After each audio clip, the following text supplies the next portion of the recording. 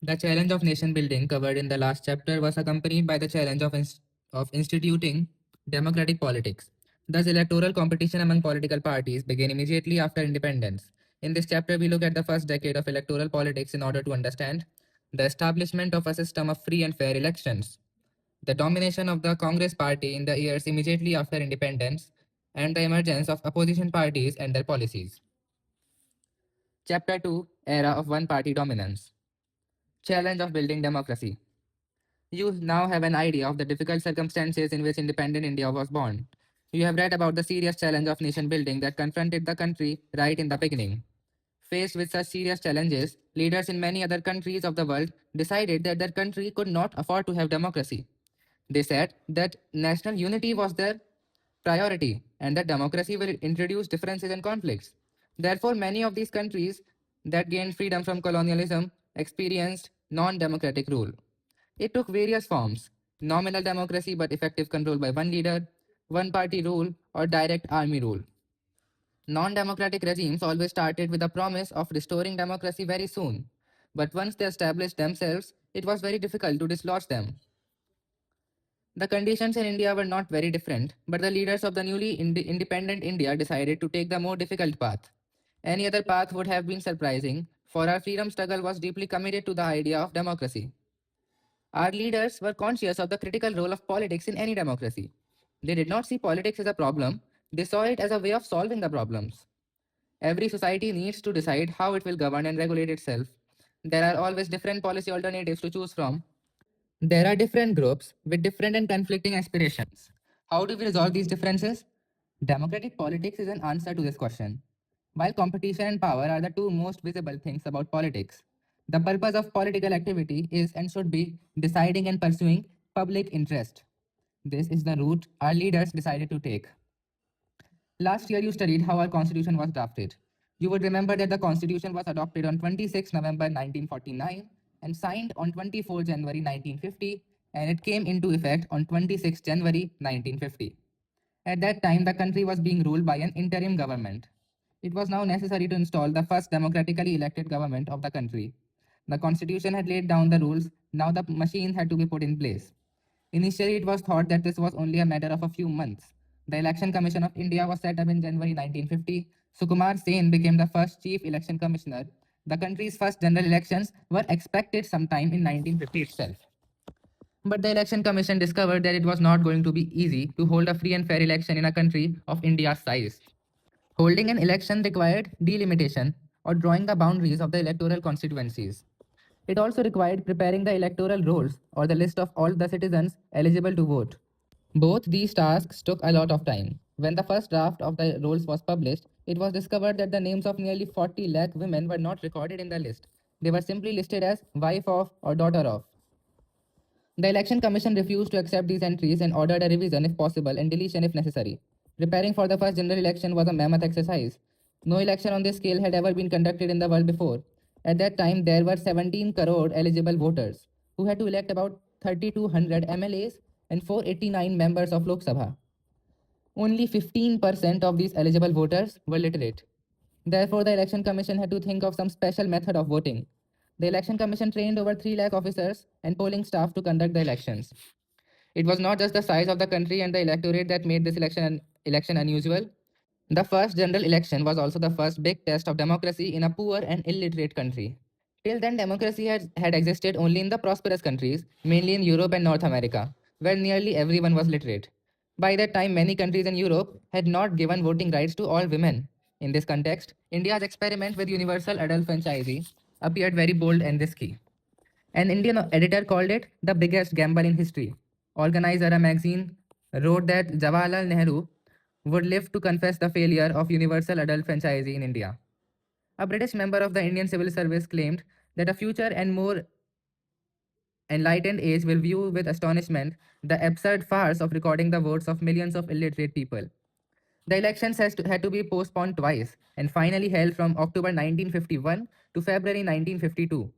But this election is referred to as the 1952 election since most parts of the country voted in January 1952. It took 6 months for the campaigning, polling, and counting to be completed. Elections were competitive. There were on an average more than 4 candidates for each seat. The level of participation was encouraging. More than half the eligible voters turned out to vote on the day of elections. When the results were declared, these were accepted as fair even by the losers. The Indian experiment had proved the critics wrong. The Times of India held that polls have confounded all those skeptics who thought the introduction of adult franchise is too risky an experiment in this country. The Hindustan Times claimed that there is universal agreement that the Indian people have conducted themselves admirably in the largest experiment in democratic elections in the history of the world. Observers outside India were equally impressed. India's general election of 1952 became a landmark in the history of democracy all over the world. It was no longer possible to argue that democratic elections could not be held in conditions of poverty or lack of education. It provided that democracy could be practiced anywhere in the world. Changing methods of voting. These days, we use an electronic voting machine (EVM) to record voters' preferences. But that is not how we started in the first general election. It was decided to place inside each polling booth a box for each candidate with the election symbol of that candidate. Each voter was given a blank ballot paper which they had to drop into the box of the candidate they wanted to vote for. About 20 lakh steel boxes were used for this purpose. A presiding officer from Punjab described how he prepared the ballot boxes. Each box had to have its candidate symbol both inside and outside it. And outside on either side had to be displayed the name of the candidate in Urdu, Hindi, and Punjabi, along with the number of the constituency, the polling station, and the polling booth. The paper seal with the numerical description of the candidate, signed by the presiding officer, had to be inserted in the token frame, and its window closed by its door, which had to be fixed in its place at the other end by means of a wire. All this had to be done on the day previous to the one fixed for polling. To fix symbols and labels, the boxes had first to be rubbed with sandpaper or a piece of brick. I found that it took about 5 hours for 6 persons, including my 2 daughters, to complete this work. All this was done at my house. After the first two elections, this method was changed. Now the ballot paper carried the names and symbols of all the candidates, and the voter was required to put a stamp on the name of the candidate they wanted to vote for. This method worked for nearly 40 years. Towards the end of 1990s, the Election Commission started using the EVM. By 2004, the entire country had shifted to the EVM. Congress dominance in the first three general elections. The results of the first general election did not surprise anyone. The Indian National Congress was expected to win this election. The Congress Party, as it was popularly known, had inherited the legacy of the national movement. It was the only party then to have an organization spread all over the country. And finally, in Jawaharlal Nehru, the party had the most popular and charismatic leader in Indian politics. He led the Congress campaign and toured through the country. When the final results were declared, the extent of the victory of the Congress did surprise many. The party won 364 of the 489 seats in the first Lok Sabha and finished way ahead of any other challenger. The Communist Party of India, that came next in terms of seats, won only 16 seats. The state elections were held with the Lok Sabha elections. The Congress scored big victory in those elections as well. It won a majority of seats in all the states except Travancore Cochin, part of today's Kerala, Madras, and Odisha. Finally, even in these states, the Congress formed the government. So the party ruled all over the country at the national and the state level. As expected, Jawaharlal Nehru became the prime minister after the first general election. A look at the electoral map on the previous page would give you a sense of the dominance of the Congress during the period 1952 to 1962. In the second and third general elections held in 1957 and 1962, respectively, the Congress maintained the same position in the Lok Sabha by winning three-fourths of the seats. None of the opposition parties could win even one-tenth of the number of seats won by the Congress. In the state assembly elections, the Congress did not get majority in a few cases. The most significant of these cases was in Kerala in 1957 when a coalition led by the CPI formed the government. Apart from exceptions like this, the Congress controlled the national and all the state governments. The extent of the victory of the Congress was artificially boosted by our electoral system. The Congress won 3 out of every 4 seats, but it did not get even half of the votes. In 1952, for example, the Congress obtained 45% of the total votes, but it managed to win 74% of the seats. The Socialist Party, the second largest party in terms of votes, secured more than 10% of the votes all over the country. But it could not even win 3% of the seats. How did this happen? For this, you need to recall the discussion about the first past the post method in your textbook last year.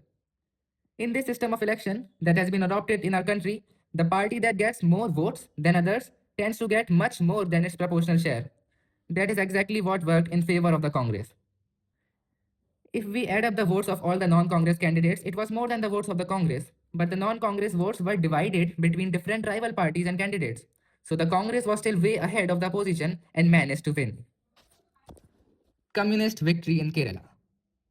As early as in 1947, the Congress party had the bitter taste of defeat in Kerala. In the assembly elections held in March 1957, the Communist Party won the largest number of seats in the Kerala legislature. The party won 60 of the 126 seats and had the support of 5 independents. The governor invited EMS Namboodiripad, the leader of the Communist Legislature Party, to form the ministry.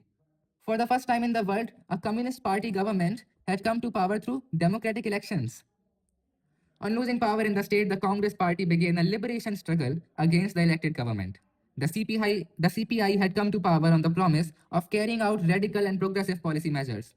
The communists claimed that the agitation was led by vested interests and religious organizations. In 1959, the Congress government at the center dismissed the communist government in Kerala under Article 356 of the Constitution.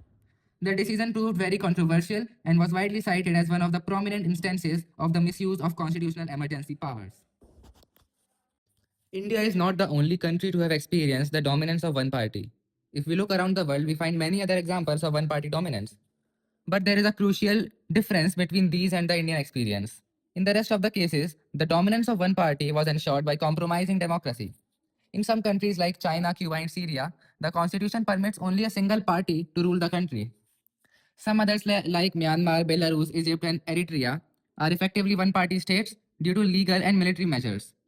Until a few years ago, Mexico, South Korea, and Taiwan were also effectively one party dominant states. What distinguished the dominance of the Congress party in India from all these cases was it happened under democratic conditions. Many parties contested elections in conditions of free and fair elections, and yet the Congress managed to win election after election. This was similar to the dominance the African National Congress has enjoyed in South Africa after the end of apartheid. The roots of this extraordinary success of the Congress Party go back to the legacy of the freedom struggle. Congress was seen as inheritor of the national movement. Many leaders who were in the forefront of that struggle were now contesting elections as Congress candidates. The Congress was already a very well organized party, and by the time the other parties could even think of a strategy, the Congress had already started its campaign. In fact, many parties were formed only around independence or after that. Thus, the Congress had the first of the bloc's advantage. By the time of independence, the party had not only spread across the length and breadth of the country, as we had seen in the maps, but also had an organizational network down to the local level. Most importantly, as the Congress was still recently a national movement, its nature was all inclusive. All these factors contributed to the dominance of the Congress party. Congress as social and ideological coalition. You have already studied the history of how Congress evolved from its origins in 1885 as a pressure group for the newly educated professional and commercial classes to a mass movement in the 20th century. This led the basis for its eventual transformation into a mass political party and its subsequent domination of the political system. Thus, the Congress began as a party dominated by the English speaking, upper caste, upper middle class, and urban elite. But with every civil disobedience movement it launched, its social base widened. It brought together diverse groups whose interests were often contradictory: peasants and industrialists, urban dwellers and villagers, workers and owners, middle, lower, and upper classes and castes, all found space in the Congress. Gradually, its leadership also expanded beyond the upper caste and upper class professionals to agriculture based leaders with a rural orientation. By the time of independence, the Congress was transformed into a rainbow like social coalition, broadly representing India's diversity in terms of classes, castes, religions, and languages and various interests. Many of these groups merged with their identity within the Congress. Very often they did not and continue to exist within the Congress as groups and individuals holding different beliefs. In this sense, the Congress was an ideological coalition as well. It accommodated the revolutionary and pacifist, conservative and radical, extremist and moderate, and the right, left, and all shades of the center. The Congress was a platform for numerous groups, interests, and even political parties to take part in the national movement. In pre-independence days, many organizations and parties with their own constitution and organizational structure were allowed to exist within the Congress. Some of these parties, like the Congress Socialist Party, later separated from the Congress and became opposition parties. Despite differences regarding the methods, specific programs, and policies, the party managed to contain, if not resolve, differences and build a consensus. Tolerance and management of factions. This coalition like character of the Congress gave it an unusual strength. Firstly, a coalition accommodates all those who join it. Therefore, it has to avoid any extreme position and strike a balance on almost all issues. Compromise and inclusiveness are the hallmarks of a coalition. This strategy put the opposition in a difficulty. Anything that the opposition wanted to say would also find a place in the program and ideology of the Congress. Secondly, in a party that has the nature of a coalition, there is a greater tolerance of internal differences and ambitions of various groups and leaders are accommodated. The Congress did both these things during the freedom struggle and continued doing this even after independence. That is why, even if a group was not happy with the position of the party or with its share of power, it would remain inside the party and fight the other groups rather than leaving the party and becoming an opposition. These groups inside the party are called factions. The coalitional nature of the Congress party tolerated and, in fact, encouraged various factions. Some of these factions were based on ideological considerations, but very often these factions were rooted in personal ambitions and rivalries. Instead of being a weakness, internal factionalism became a strength of the Congress. Since there was room within the party for various factions to fight with each other, it meant that leaders representing different interests and ideologies remained within the Congress rather than go out and form a new party. Most of the state units of the Congress were made up of numerous factions.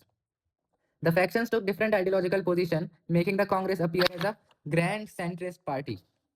The other parties primarily attempted to influence these factions and thereby indirectly influenced policy and decision making from the margins. They were far removed from the actual exercise of authority. Uh, they were not alternatives to the ruling party. Instead, they constantly pressurized and criticized, censured, and influenced the Congress. The system of factions functioned as balancing mechanism within the ruling party. Political competition therefore took place within the Congress. In that sense, in the first decade of electoral competition, the Congress acted both as the ruling party as well as the opposition. That is why this period of Indian politics has been described as the Congress system. Emergence of opposition parties. As we have noted above, it is not that India did not have opposition parties during this period. While discussing the results of the elections, we have already come across the names of many parties other than the Congress. Even then, India had a larger number of diverse and vibrant opposition parties than many other multi party democracies. Some of these had come into being even before the first general election of 1952. Some of these parties played an important part in the politics of the country in the 60s and 70s. The roots of almost all the non Congress parties of today can be traced to one or the other of the opposition parties of the 1950s. All these opposition parties succeeded in gaining only a token representation in the Lok Sabha and state assemblies during this period. Yet their presence played a crucial role in maintaining the democratic character of the system. These parties offered a sustained and often principled criticism of the policies and practices of the Congress party. This kept the ruling party under check and often changed the balance of power within the Congress. By keeping democratic political alternative alive, these parties prevented the resentment with the system from turning anti-democratic. These parties also groomed the leaders who were to play a crucial role in the shaping of our country. In the early years, there was a lot of mutual respect between the leaders of the Congress and those of the opposition.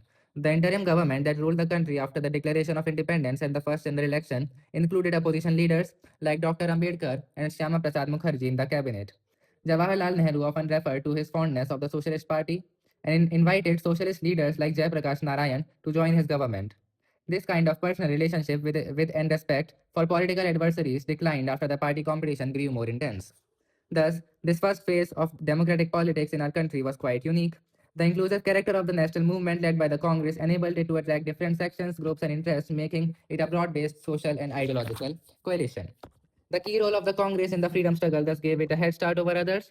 As the ability of the Congress to accommodate all interests and all aspirants for political power steadily declined, other political parties started gaining greater significance. Thus, Congress dominance constitutes only one phase in the politics of the country. We shall come to the other phases in later parts of the textbook. Quotes.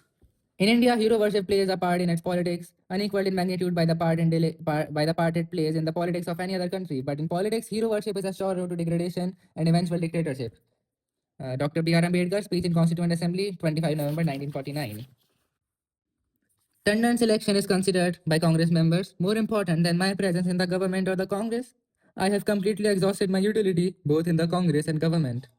Jawaharlal Nehru in a letter to Rajaji after the election of Tandon as Congress president against his wishes. Parties. Socialist Party, SP. The origins of the Socialist Party can be traced back to the mass movement stage of the Indian National Congress in the pre-independence era. The Congress Socialist Party, CSP, was formed within the Congress in 1934 by a group of young leaders who wanted a more radical and egalitarian Congress. In 1948, the Congress amended its constitution to prevent its members from having a dual party membership. This forced the Socialists to form a separate Socialist Party in 1948. The party's electoral performance caused much disappointment to its supporters. Although the party had presence in most of the states of India, it could achieve electoral success only in a few pockets. The socialists believed in the ideology of democratic socialism, which distinguished them both from the Congress as well as the communists.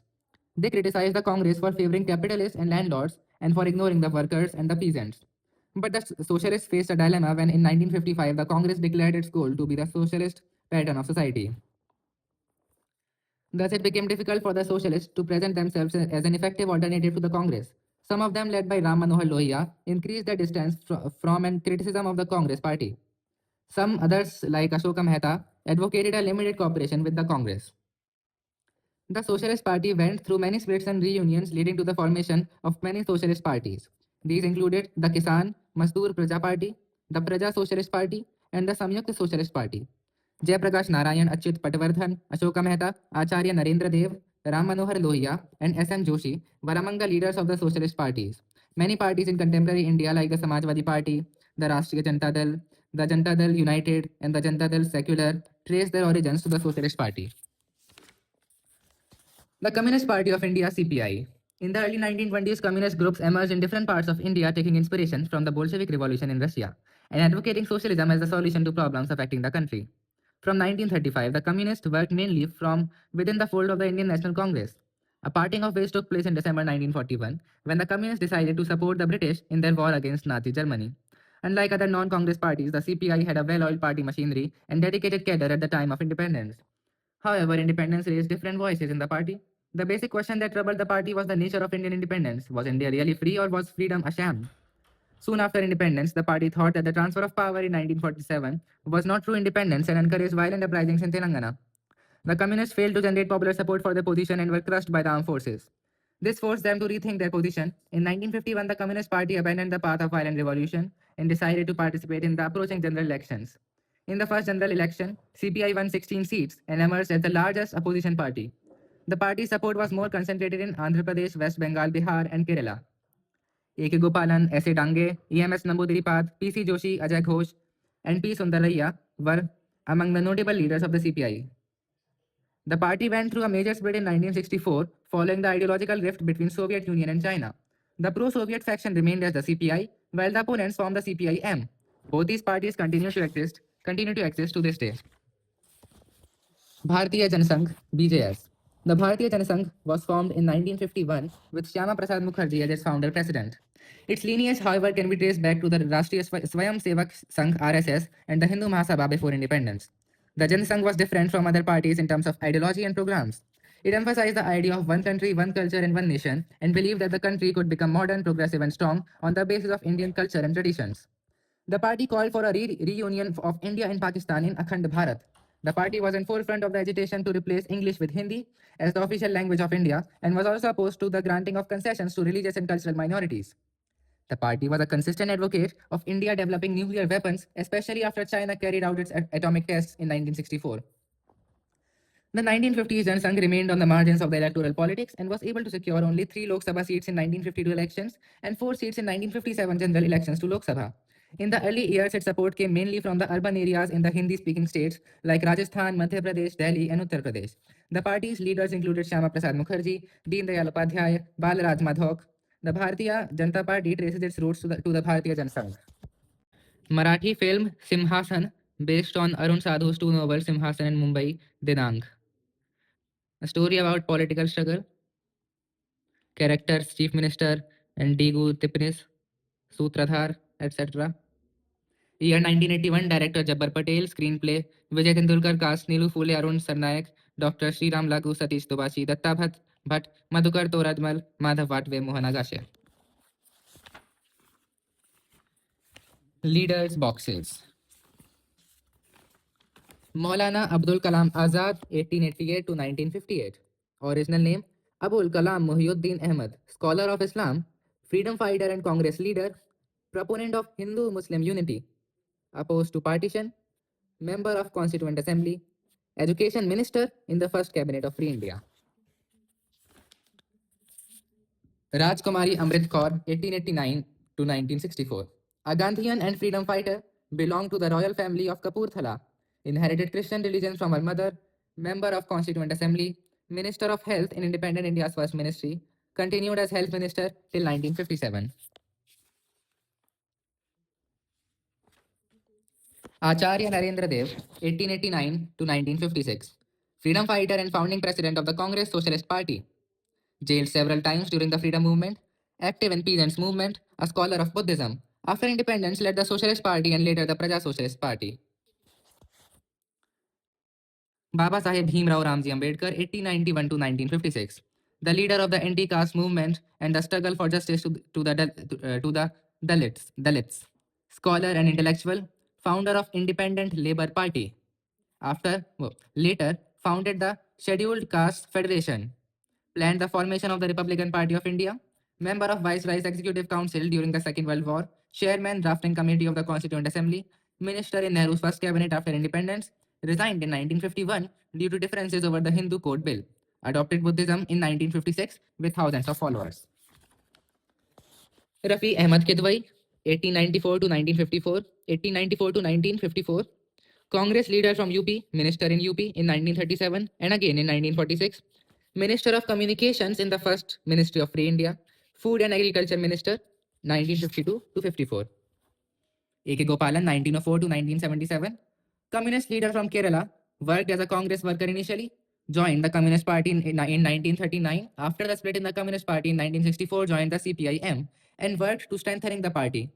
Respected as a parliamentarian, member of Parliament from 1952. Deen Dayal Upadhyay, 1916 to 1968, full-time RSS worker since 1942. Founder member of the Bharatiya Jansangh, General Secretary and later President of Bharatiya Jansangh, initiated the concept of integral humanism. Shyama Prasad Mukherjee, 1901 to 1953, leader of Hindu Mahasabha, founder of Bharatiya Jansangh, minister in Nehru's first cabinet after independence, resigned in 1950 due to differences over relations with Pakistan, member of Constituent Assembly and later the first Lok Sabha, was opposed to India's policy of autonomy to Jammu and Kashmir, arrested during Jansangh's agitation against Kashmir policy, died during detention. Cartoons and pictures. This famous sketch by Shankar appeared on the cover of his collection Don't Spare Me Shankar. The original sketch was drawn in the context of India's China policy, but this cartoon captures the dual role of the Congress during the era of one-party dominance. A sample of the ballot paper used from the 3rd to 13th general elections into Lok Sabha. Electronic voting machine. Map. Congress dominance 1952 to 1967. All states ruled by Congress except Kerala, which was ruled by Democratic Left Front 1957 to 1959, and Jammu and Kashmir, which was ruled by National Conference and NEFA, data not available.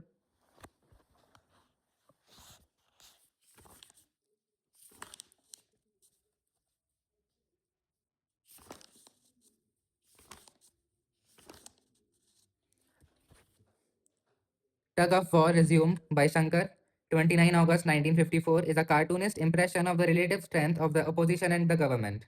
Sitting on the tree are Nehru and his cabinet colleagues. Trying to topple the tree are opposition leaders A.K. Gopalan, Acharya Kriplani, N.C. Chatterjee, Srikantan Nair, and Sardar Hukum Singh. This is Nehru's cabinet after the swearing in of Chakravarti Rajagopalachari as Governor General in 1948. Sitting from right to left, Rafi Ahmad Kidwai, Baldev Singh, Maulana Azad, Prime Minister Nehru, Chakravarti Rajagopalachari, Sardar Vallabhbhai Patel, Rajkumari Amrit Kaur, Mr. John Mathai, and Jagjeevan Ram. Standing from left to right, Mr. Gadgil, Mr. Niyogi, Dr. Ambedkar, Shyama Prasad Mukherjee, Mr. Gopalaswamy Iyengar, and Mr. Jairam Das Daulatram. EMS Namboodiripad leading a procession of Communist Party workers after his ministry was dismissed from office in Trivandrum in August 1959. Shankar 20 May 1951 Election Committee. A cartoonist impression of the election committee formed by the Congress to choose party candidates in 1951. On the committee besides Nehru, Morarji Desai, Rafi Ahmad Kidwai, Dr. B.C. Roy, Kamraj Nadar, Rajagopalachari, Jagjeevan Ram, Maulana Azad, D.P. Mishra, P.D. Tandon and Govind Vallabh.